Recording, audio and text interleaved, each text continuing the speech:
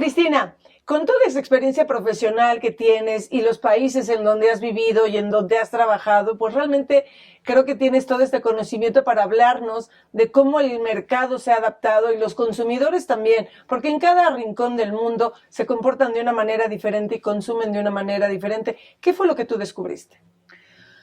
Bueno, yo lo que fui descubriendo, o lo que fui haciendo cada vez que llegaba a un país que tenía que trabajar, era tratar de entender cuál era el estado de ánimo como principal de esa sociedad, ¿no? O sea, es muy difícil, no es que yo no soy socióloga, ni psicóloga, ni nada por el estilo, pero sí poder leer ciertos datos o ciertos comportamientos o ciertas maneras de hablar o de leer las cosas que hay en los medios o las maneras de hacer publicidad.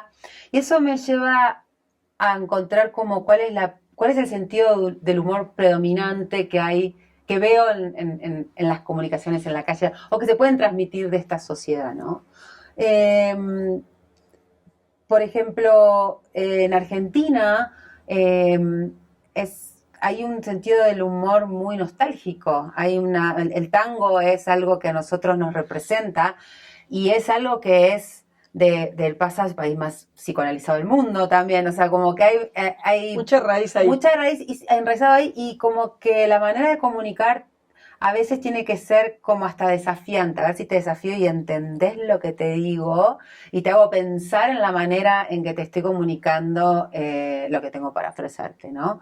Entonces, y se habla mucho, se lee mucho y a veces por demás, ¿ya? Pero esa es una manera, ¿no? En Chile a mí me pasó que es más de datos, es más concreto, más al punto, y más de efecto, ¿no? Causa-efecto. Entonces, la manera de hacer relaciones públicas es muy distinta, la manera de comunicarte con periodistas es muy distinta, la manera de hacer publicidad y los mensajes también tiene que ser como más efectivo, ¿no? O sea, como más concreto y al punto. Cuando llegué a Brasil, el tema de lo audiovisual es súper importante y también el humor. O sea, el humor y más que humor, la alegría, ¿no? Esto que también Que tenga chispa. que tenga esta chispa y que uno piensa también en esto que hablaba del sentido del humor, de la nostalgia argentina, yo lo veo en Brasil, lo veo como más alegre, ¿no? Y cuando llegué a México, también vi que todas las comunicaciones son mucho o en imágenes o en audiovisual, desde cualquier cosa, desde la manera, no sé, desde algo que tienes que hacer en tu casa, desde como un artefacto hasta los tipos de comunicaciones de las publicidades o las cosas los tipos de anuncios que ves en la calle también.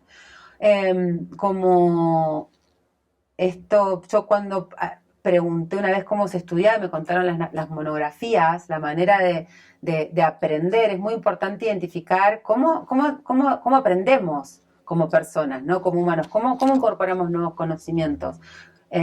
Y a veces puede ser a través digamos, de lo más gráfico, lo más audiovisual. Entonces, tener en cuenta qué es lo que más consume la gente o cómo cambia, cómo se transforma con el tipo de mensaje que le estoy dando, ¿no? Entonces, muchas cosas que pueden funcionar para Brasil no pueden funcionar para México, o a veces puede funcionar, pero no tanto, y lo que funciona en Argentina puede no funcionar en Brasil y no funcionar en Chile. Eso hay que tener como la idiosincrasia, entender bien la idiosincrasia de cada uno de los países y cómo aprende la gente.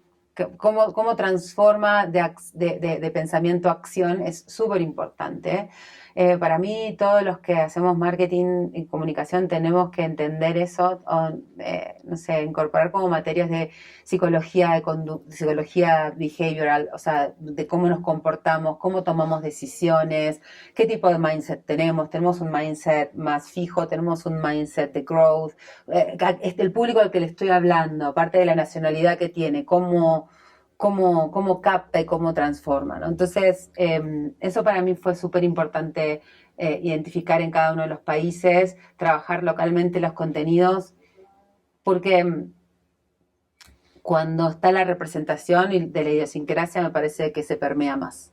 Cristina, con esta respuesta es como complicado decir o no que hay una adaptación en el mercado o realmente es que las marcas se adaptan, pero no es el mercado, es al revés. ¿Quién se adapta a quién?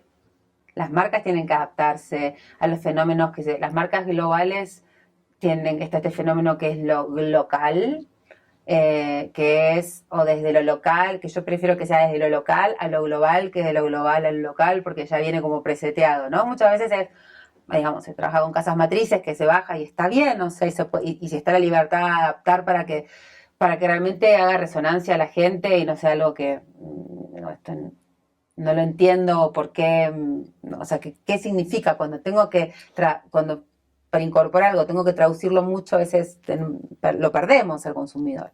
Entonces esto de las marcas adaptarse a lo local, a mí me parece que es lo que he visto que más ha funcionado, o sea, a la idiosincrasia local. Mira, llegas a otro concepto que es bien importante en marketing, que es con el contenido, ¿no? Y al final de cuentas, me encanta el tema porque ustedes, bueno, tú también en este caso, tú principalmente, has visto que se tiene que crear contenido para diferentes tipos de consumidores, ¿no? El contenido para un público joven, los niños, los adolescentes, los adultos, los mayores de edad, y para todos ellos hay una estrategia, hay que pensar, hay que idear no solamente el contenido, sino las formas de conectar con ellos, ¿no? Uh-huh.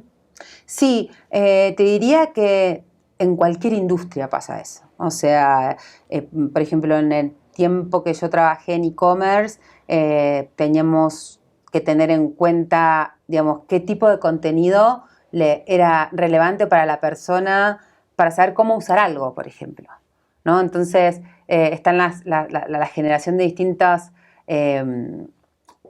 piezas de contenido que pueden vivir tanto o en un PR o en un email marketing o un blog post o en distintas, o en las redes sociales, lo que sea, que es una manera de explicar algo que en definitiva después lo voy a poder adquirir en la página, ¿no? Entonces, ¿cómo hago que eso que estoy, de lo que estoy vendiendo para cierta audiencia, no solamente es un mensaje de tengo esto para venderte, sino es ¿para qué te sirve? Hay una manera que se utiliza mucho en la parte de contenidos que es identificar a la persona, se llama el user persona, que es como identificar ciertos atributos o ciertos temas de, puede ser edad, gustos, costumbres, hábitos, y vas haciendo distintos clusters para ir identificando cuál es el journey de esa persona desde que piensa que quiere hacer algo hasta que lo hace, ¿no?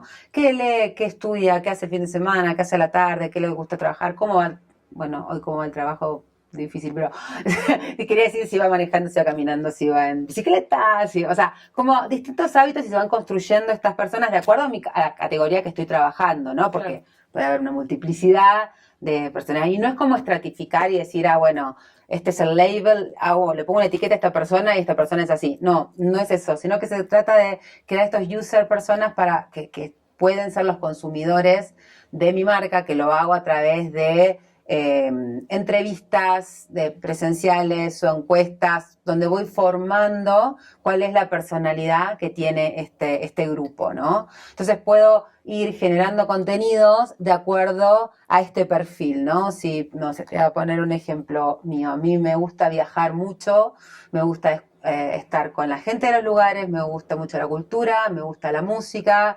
generalmente viajo con amigos, generalmente viajo con mochila, o sea, como que hay ciertas costumbres que me gusta ir a cierto teatro, me gusta ver las películas, o sea, como que quizá es entender de ese mundo de personas que a cierta edad viajan sola por el mundo y les gusta un estilo de vida más, no sé, por decir hippie chic o que no sé, como algo así. Entonces, como es entender, bueno, cuál es el perfil de este grupo de personas que yo quiero comunicar, ¿no?